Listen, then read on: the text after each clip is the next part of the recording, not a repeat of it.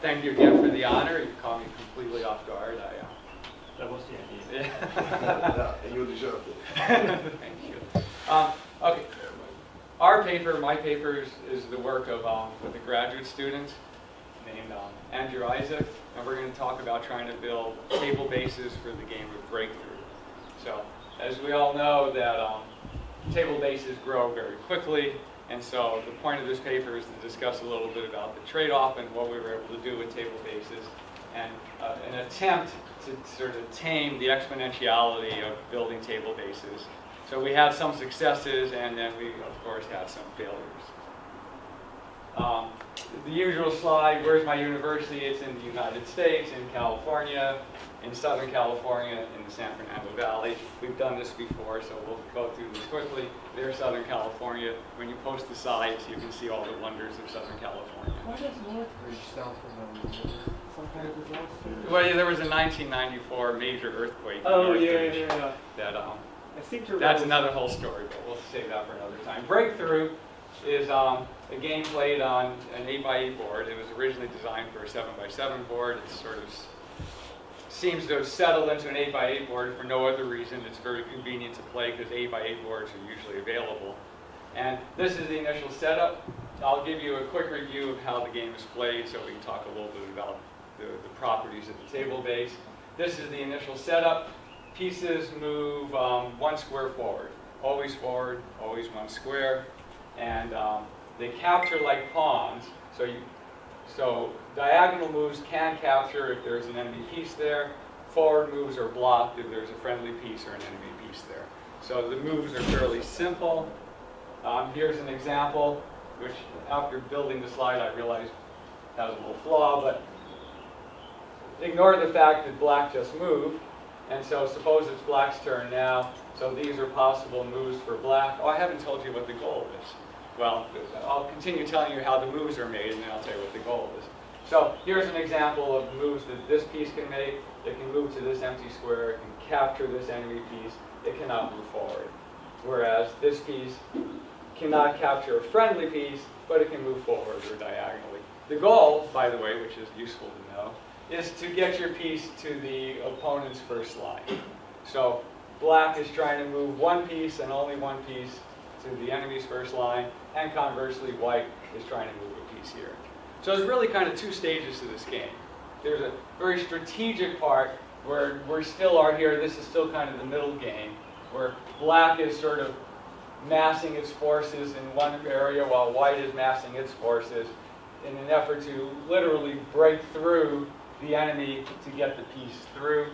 There are certain structures that sort of kind of become obvious. For example, the first row, this is a standard sort of position. It's okay to move out these pieces because barring anything else going on, one piece cannot go through here because a piece cannot enter the second row without being captured. So this is sort of a standard defensive position. So this is sort of how the game is played. This is the strategic part. Once the strategy kind of unwinds itself, then it becomes kind of a race. So here we are kind of near the end game, and so what we're trying to do now is, again, white is trying to run here, black is trying to run here, and it's turned into a race. So the strategy is to try to position yourself in such a situation that you're going to win the race to the opposite side. So in this case, I believe, well, there we go. I believe black is going to win the race. Black is going to be able to basically run this piece through here and get to the goal roll, whereas white can't seem to make it over here. The defense is here. So there are some tactics here, of course, but black wins the race, and so therefore we'll win the game. In this case, white resigns. So it's at this stage of the game then we start thinking, well, can we build a table base? You know, there's not that many pieces on the board, so can we somehow store it all in some kind of database so we can pull it every time without having to, recalculate, of course. Just to give you a quick feel again for what endgames look like, this is 6 different positions after a fairly long game. So after 60 moves, this is sort of the situation we're at. And at this situation now, the game is very close to being completed. And so the race becomes fairly obvious at this point. You know, black is probably trying to run down over here. White is trying to maybe squeeze through the same place. You can see the same sort of things happening over here. Again, in the interest of time, I think there's no need to specify every single strategy that's going on here to try to win the race. But the point is, each piece is now sort of in the race space, and they're trying to get through the other one as fast as possible. Also, the other thing worth noting, though, is that even though this is the end game, and the game is going to end in about 10 or 15 moves, there's still a lot of pieces on the board.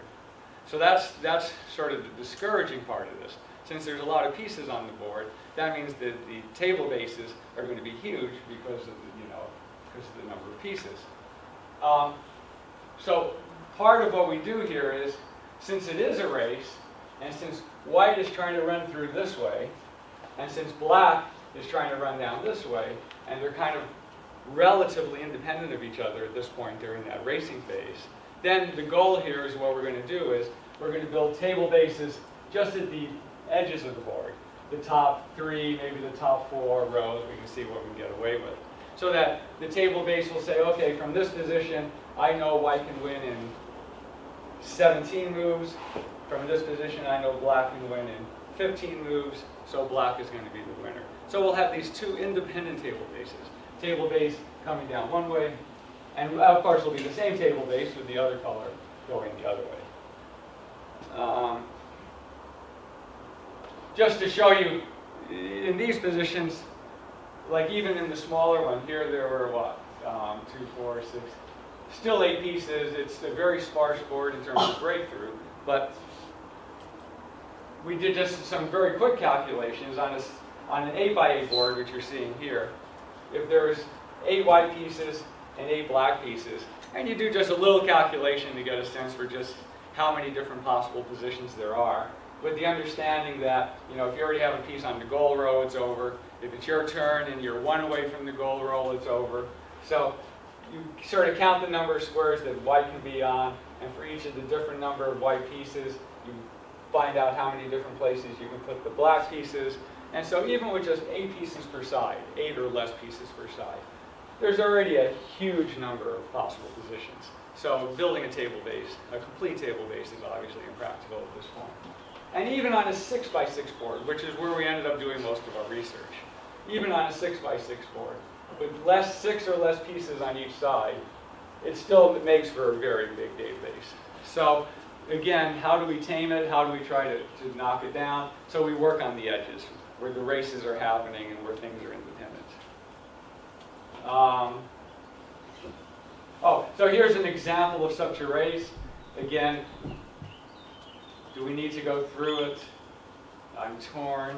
Maybe we don't need to go through it, right? So the basic idea here is, black is trying to run down this way, right is trying to run down this way, and black is able to fairly quickly get through white here. And the other point that is worth mentioning, though, is they're not completely independent, in the sense that even though white is racing this way and black is racing this way, and they sort of seem independent and you want to count them, there still is a dependence. Because, for example, when black made a move, well, just for argument's sake, when black made a move here, white needs to respond. If white doesn't respond, then black wins immediately.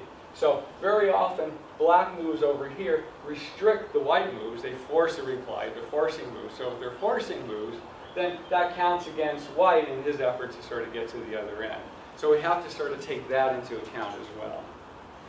So here's a more specific. So let's start building the table base. And let's talk about how we count the distance to the win and how fast we're going to do it. So obviously, if white has a piece, and all the discussion will be in terms of white. If white has a piece on the final row, he's won. It's a win in 0. Okay, so we just enter those into the table base. Similarly, since it's always white to move, so the table bases are always built in the spirit of white is the one to move. If there's any white piece on the second row from the end, then it's a win in 1, because the next move he'll just make that winning move, and that's all there is to it. it gets a little more interesting then when white has a piece over here. We call it a win in 3 because we're counting black's moves as well. So in this case, there is an obvious win in 3 because white can just move here. Wherever black makes the second move, the third move is a win. So this is an example of a win in 3. So for example, if white has a win in 3 over here, black has a win in 3 or higher over here, then white will win. So we pull, we look at the two table bases, and whichever one, if they're both in the table base, and then if one has a smaller value, then it wins, and no more calculation is necessary. But the calculation is a little bit more complicated, because for example, we do not want to count this as a win in 5, even though it's a 5-move win, because white pushes 1, black has to reply 2, white recaptures 3, black moves somewhere 4, and then white makes the winning move 5. Well, that's a 5-move win, but if you think of it this way, if black has a piece over here, if this is a win in 5, and black has a piece over here, this is obviously a win in 3, 1, white, 2, 3. That doesn't mean that black is going to win, because white's move over here forces a black reply. So the table base has to somehow recognize not what the actual number of moves is, but what the effective number of moves is. So that's an important part of the calculation. So in this case, the effective number of moves, since white's move over here requires a response over here, in some sense that move doesn't count. So this, in fact, is a win in 3 still. This is a win in 3, not a win in 5. Because there's only 2 white moves that actually can be unresponded to. And the same thing is true here if you look at it. If you look at this one, you'll see that if white advances, black has to respond. White captures, black has to respond. So those won't count towards the number of moves that are required. So again, the point is, if black has a piece here, say, black has a win in 3, but this is a win in 3 for white, not a win in 7. There's a total of 7 moves, but it's not really a win in 7, right? Because each of the white moves, each of the first 2 white moves require black responses. So since the black responses are required, this is a win in 3, this is a win in 3. So again, white has a 1 position. And so this needs to be stored in the table base as a win in 3. So that's part of the intricacy, is making sure we count it properly. And so here's another example where we finally move to size 6, which 6 is the size that we're interested in just because we had better luck there. And so with size 6, you'll see this is a win in 5. And again, had we unlimited time, I'd show you, but why don't we just move on. Building the table base is interesting. I told you a little bit about how we're already going to do it.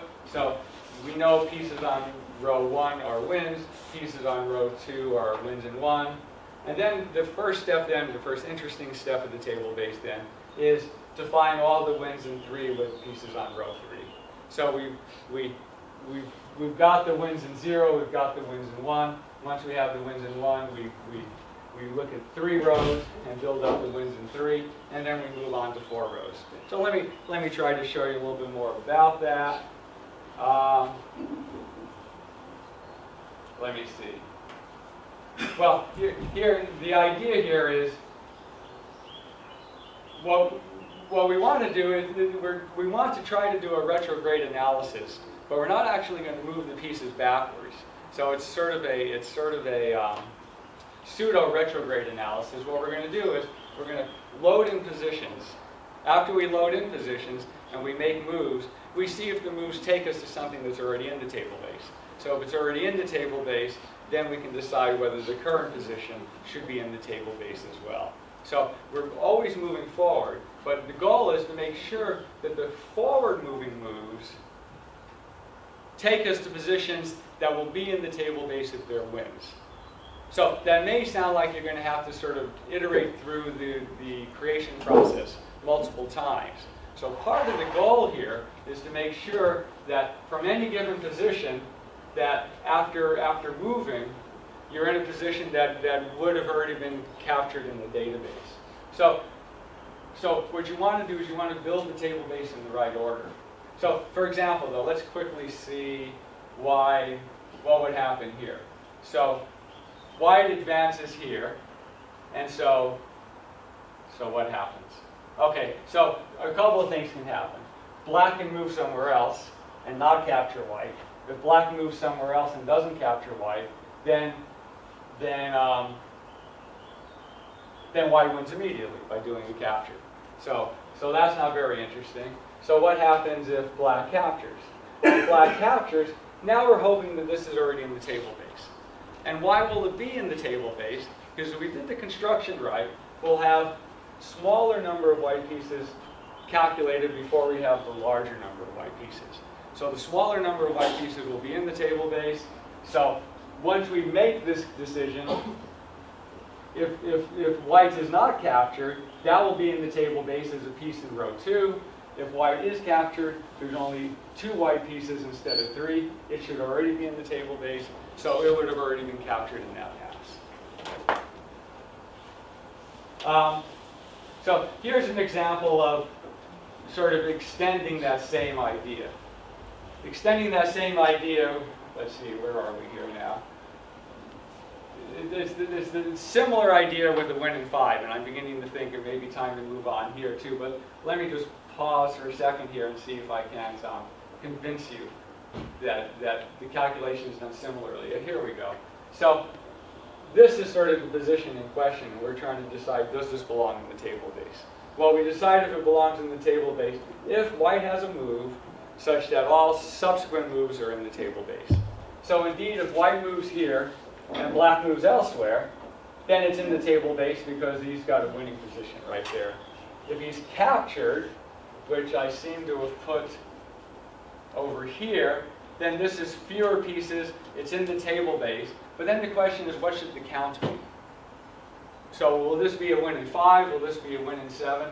And the short answer is, since this is the move that takes us into a winning position, but since black had the capture, then whatever, this is listed as a win in 5. This position is already in the table base, this is listed as a win in 5. So this position, which we don't know about yet, when we make the move, is either becomes a win in 1 if black goes elsewhere, but if black captures, then it's still a win in 5 in the table base, and black was forced to capture. So all of the possible responses to black give us answers that are 5 or smaller. So if these are all 5 or smaller, this is still a win in 5. So that's how we decide that value.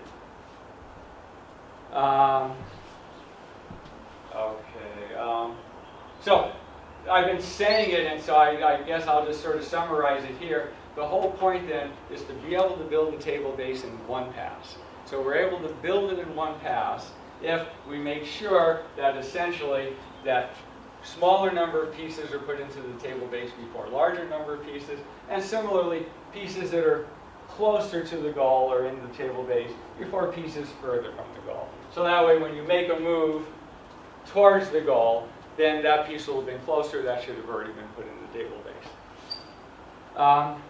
Results. These aren't results. This is the size of the table base. So if you want to reproduce the results, it would be nice to see if we get the same sort of numbers. Win in 3, so this is the 3-row table base. So with the 3-row table base, if it is a win, it's a win in 3. Because every time you make a move, you're threatening a win, so it will always be a win in 3. For 4-row table bases, there won't be any wins in 3, because this piece has to find its way all the way to the end. So that's going to require a total of 5 moves, so you will not have any wins in 3. So this is the number of wins in 7, 9, and so there's actually some wins in 13. And these are effective wins in 13. The actual number of moves were up to 17 and 19, actually. Here's an example of a win in 13. We can look at that later. There are a few technicalities. I said that when there's a 4-row table base, it has to be a win in 4. It has to be a win in 5 or larger. One would think that, therefore, if you were building the 5-row table base, then wins would have to be wins in 7 or larger. But there's some exceptions that have to be dealt with. here's the exception. See, the thinking is if this is a 5-row table base, this piece has to eventually find its way in because it has to somehow play a role. But the way it plays a role in this situation is it moves here and then causes Zugzwang. So by moving here, it's a Zugzwang, and then this piece that's one advance is going to be able to get through. Because no matter what black does, either this one moves and he captures, or this one moves and he sneaks through. So he essentially has skipped a move there. So Zugzwang moves can be made actually a little bit faster with some of the big old table bases. Where are you going to use the table base? There's two obvious places. One place is during the random playout. So during the random playout, rather than I'm using EPT, the early playout termination.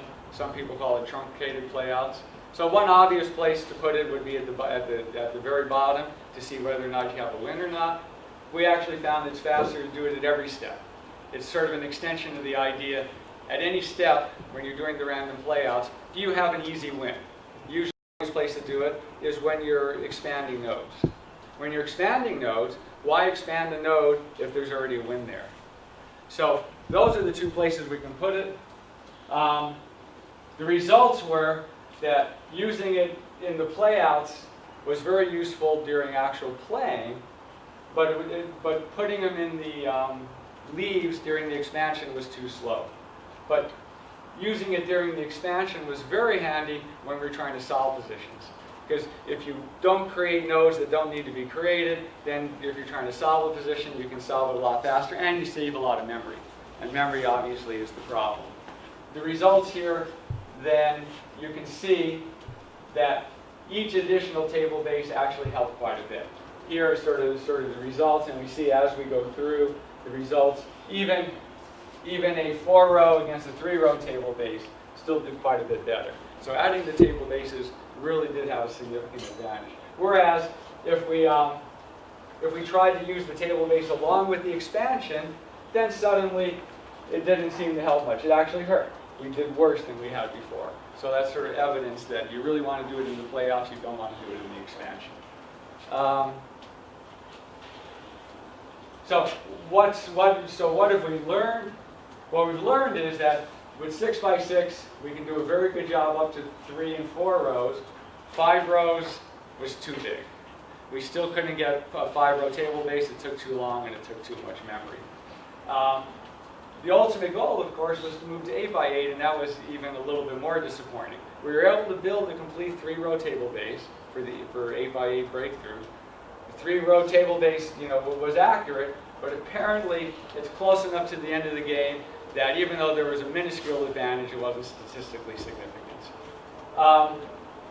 The other thing was, as long as we were improving 6x6 so much, we sort of started moving in a direction of saying, maybe we have enough tools now without doing anything else to solve 6x6. So we thought we were close, because it was moving faster. We were able to get a lot of positions in there. Could we solve 6x6 breakthrough? Unfortunately, no. What we were able to do is show that for a lot of 4-move positions, so for example, do we have a board? No, I don't have. Well, so for example, a standard situation is for white to move 2 corners in, black to move 2 corners in. Those are proved wins for white. Symmetric starts are almost always wins for white. So our conjecture is that 6x6 is a win for white, for the first player.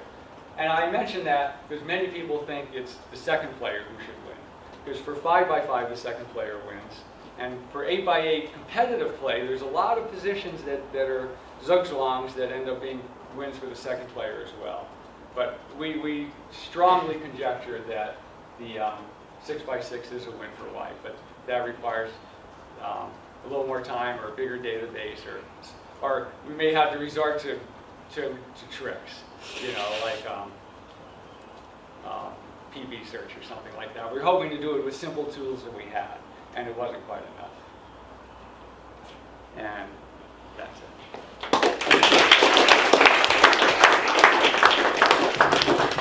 Last question?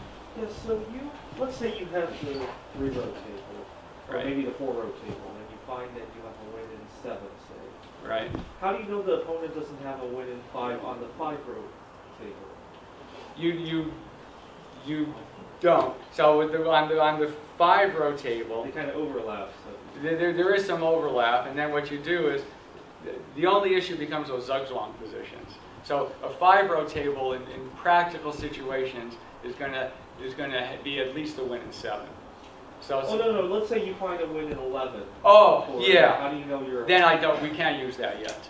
Okay. So we have that information, but yes, if we find a win in 11, there could be a faster win on the other side. So the information is in the table base, but it's not available for use yet. You're absolutely right. So not quite applicable for the 8x8. Correct. So that's not, can't be used yet, right? Once you fill the table base completely, then of course, then you're good. Well, that's huge, because Yeah. you have to go all 8 rows. Right, but with 6x6, you know, it seems to be within reach. So that's why we're saving that information as well. In the interest of time, I think I would like to start the break now. I do see a question, so maybe you can take it offline with Richard in the break. I would like to start the next session at 10 past 10, just as in the schedule. Okay, thank you very much. Thank you.